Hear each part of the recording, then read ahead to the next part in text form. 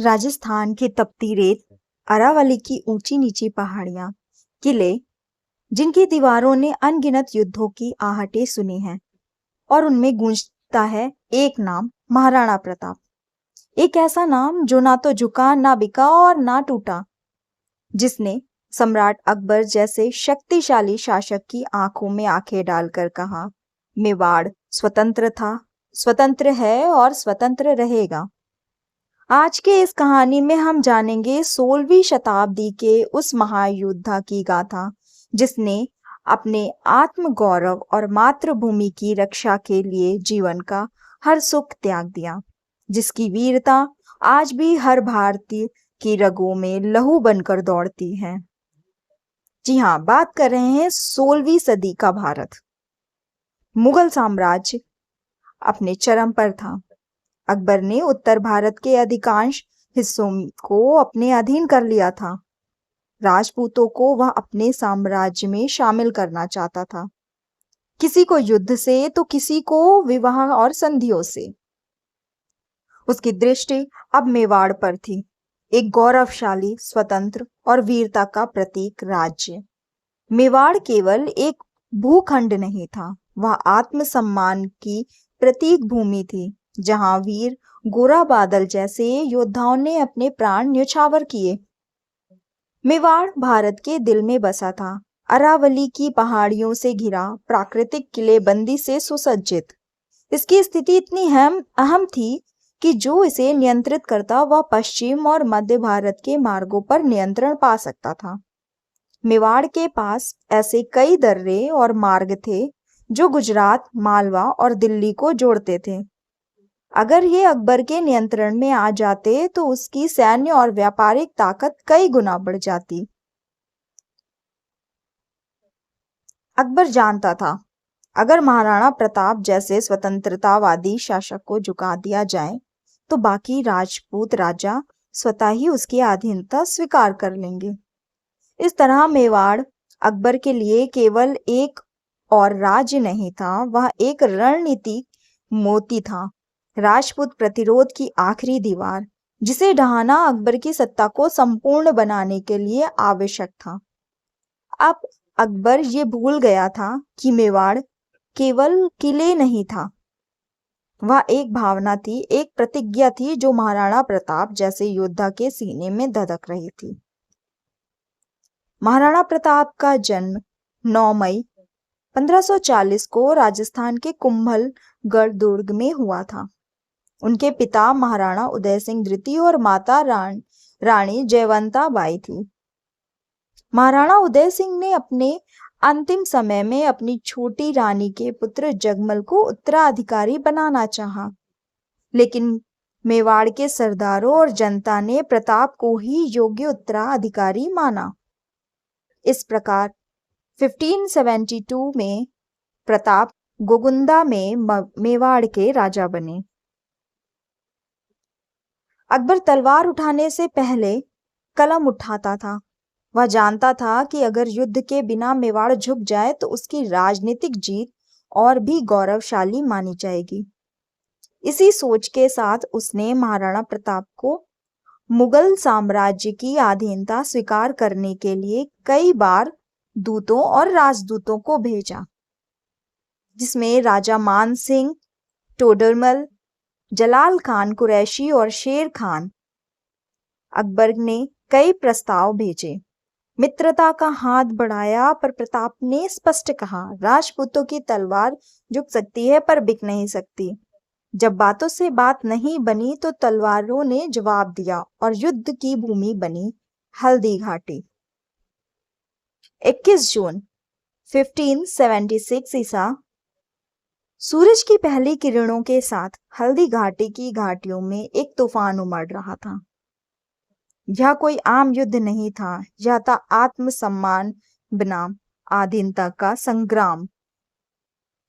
युद्ध की शुरुआत सुबह होते ही महाराणा प्रताप ने अपनी सेना को तैयार कर दिया।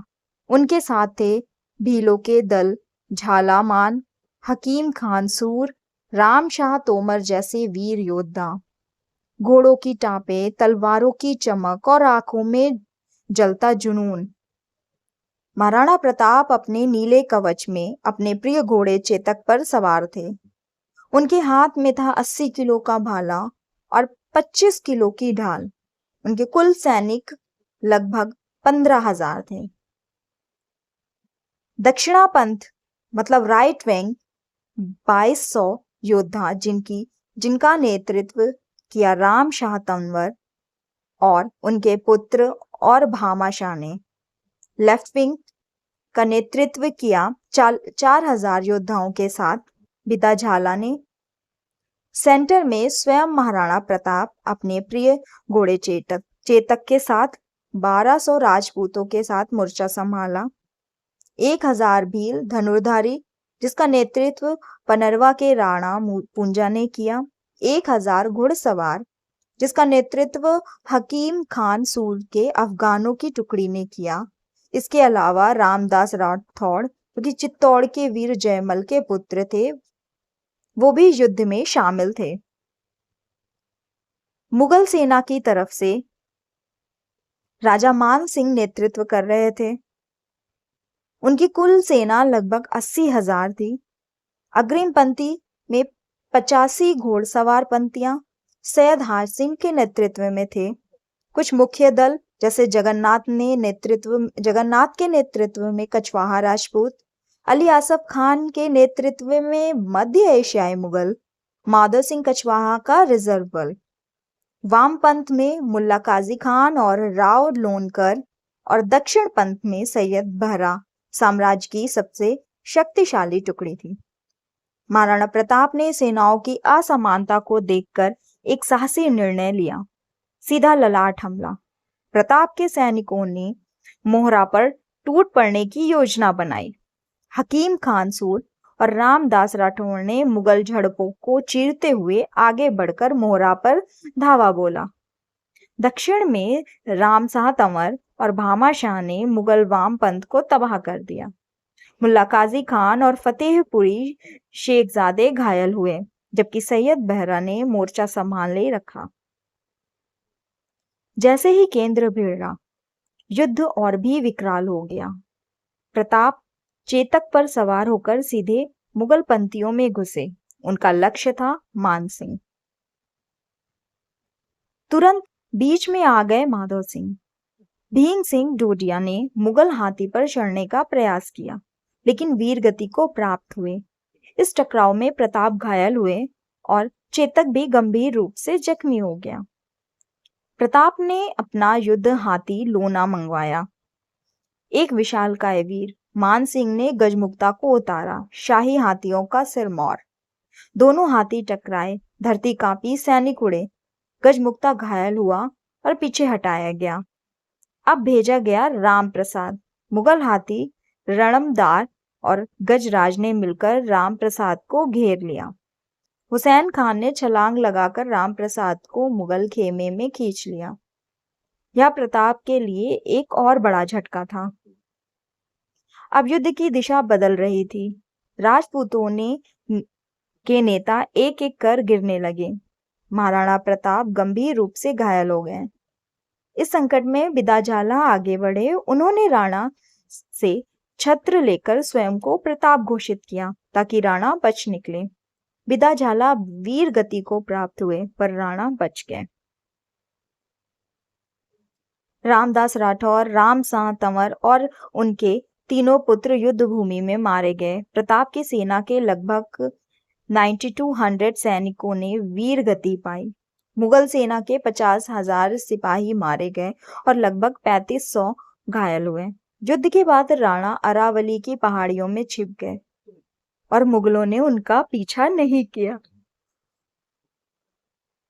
एक घोड़ा जो सिर्फ एक सवारी नहीं बल्कि महाराणा का सच्चा मित्र, सच्चा रक्षक था, उसने अपने प्राणों की आहुति देकर राजपूत अस्मिता को जीवित रखा। राजपूतों की संख्या कम थी और हताहत अधिक हो चुके थे। महाराणा को पीछे हटना पड़ा, पर मुगल सेना भी इतनी क्षतिग्रस्त हो चुकी थी कि वो उनका पीछा नहीं कर सकी। यह युद्ध अनिर्णायक रहा, न कोई विजय का उत्सव, न कोई समर्पण। हल्दी घाटी का युद्ध समाप्त हो गया था, पर महाराणा प्रताप की लड़ाई नहीं। हल्दी घाटी के युद्ध में भारी क्षति के बाद महाराणा प्रताप को मेवाड़ छोड़कर अरावली की पहाड़ियों में शरण लेनी पड़ी। उनकी राजधानी गोकुंदा हाथ से निकल चुकी थी और परिवार समेत उन्हें वनों में भटकना पड़ा। कभी जंगल में, कभी बच्चों को घास की रोटियां खिलानी पड़ी, कभी पहाड़ियों में गुरिल्ला युद्ध के लिए वीरों को संगठित करना पड़ा। फिर भी प्रताप ने कभी मुगलों से संधि नहीं की। उन्होंने अकबर की बार बार की पेशकशों को ठुकराया, चाहे वो धन हो, जागीर हो या राजपद। प्रताप ने एक नई नीति अपनाई, छापामार यानी गुरिल्ला युद्ध नीति। वो छोटे छोटे दलों में मुगल चौकियों पर हमला करते और फिर जंगलों में लुप्त हो जाते। इस नीति ने धीरे धीरे मुगलों की पकड़ कमजोर की।